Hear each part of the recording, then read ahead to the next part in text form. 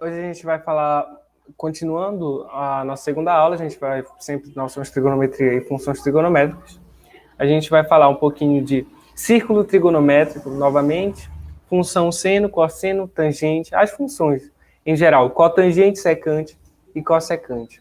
Para o círculo trigonométrico, a gente tem por conveniência que o raio é 1, isso é uma informaçãozinha básica que a gente precisa saber, e que ele é dividido em quatro quadrantes. Quais são? De 0 a 90 graus, a gente tem um primeiro quadrante. De 90 a 180 graus, a gente tem um segundo quadrante. De 180 a 270, a gente tem um terceiro quadrante. E de 270 a 360, nós temos o quarto quadrante. Nós temos que aí dar o conceitozinho, nós temos que o círculo trigonométrico de raio 1, como falei, no eixo horizontal x, fornece a medida do cosseno do ângulo formado a partir do ângulo θ, né, no caso, no sentido anti-horário.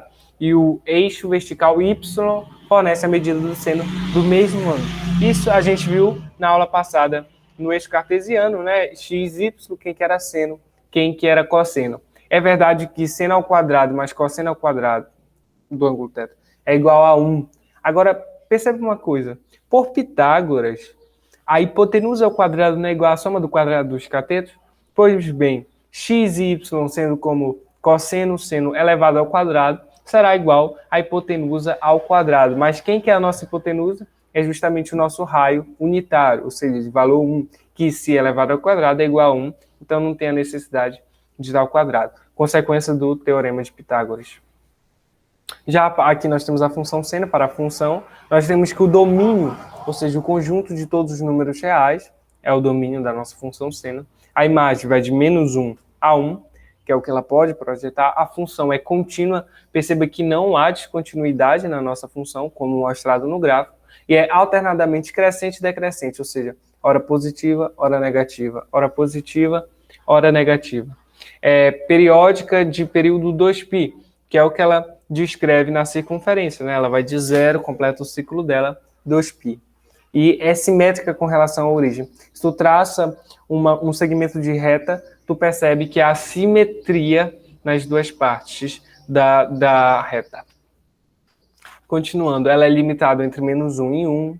O máximo e mínimo absoluto dela, como a gente pode ver, que é o que ela pode alcançar, é menos 1 e 1. Não tem assíntota horizontal e nem vertical. Isso geralmente é dado para funções que são descontínuas. Essa é uma função contínua. Comportamento nos extremos do domínio, quando o limite tende a mais ou menos infinito, não existem. Os valores da função oscilam de menos 1 a 1.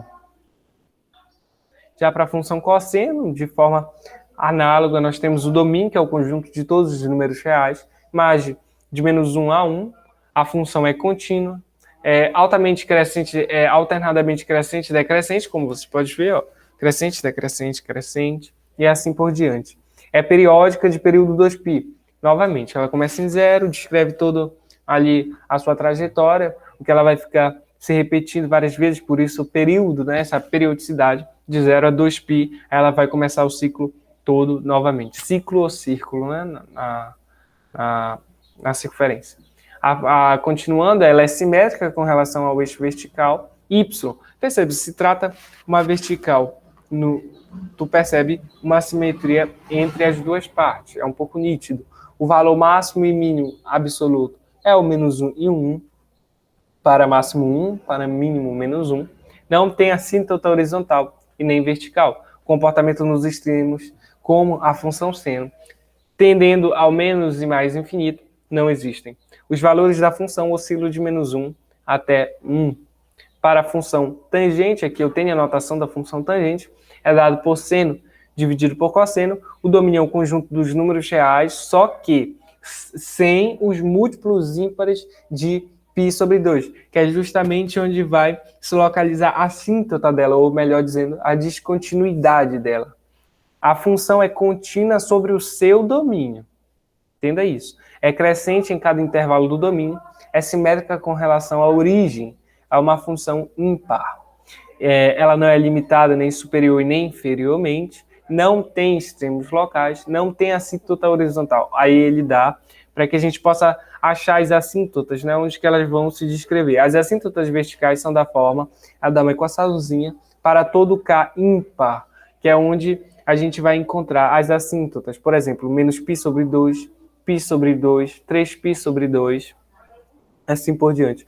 Os valores da função oscilam no intervalo de menos infinito a mais infinito, como vocês percebem que ela sobe ao infinito, por uma forma de dizer, e desce também, ou seja, uma hora ela é ao infinito positivo e ao infinito negativo.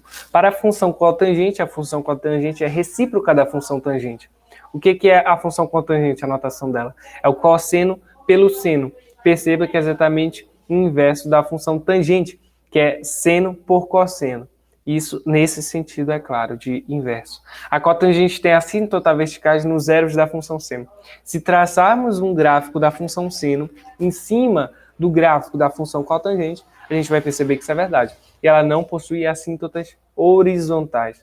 Para a função secante, nós temos a notação, que é 1 sobre o cosseno, e percebe que algumas características importantes da função secante podem ser identificadas partindo do fato que ela é recíproca da função cosseno. Ora, ele diz, quando o seno é igual a 1, secante também é igual a 1. Por quê? 1 dividido por 1, 1, logo, secante 1, cosseno 1. Quando nós teremos o valor do secante igual a 1. O gráfico da função secante tem a assíntota vertical. A assíntota é essa linha azul descrita no gráfico, nos zeros da função cosseno. Novamente, se esboçarmos a função cosseno em cima do gráfico da função da secante, perceba que nos zeros da função cosseno, que a função secante tem a assíntota vertical exatamente nos zeros da função cosseno.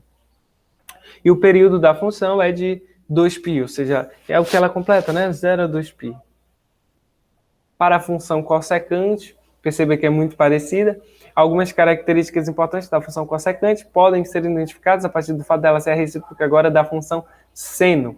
A cossecante é igual a 1 dividido pelo seno. Sendo o seno igual a 1, sua recíproca também será igual a 1. 1 dividido por 1, 1. Por isso, igual a 1. O gráfico da função cossecante tem a assíntota vertical no zero da função seno.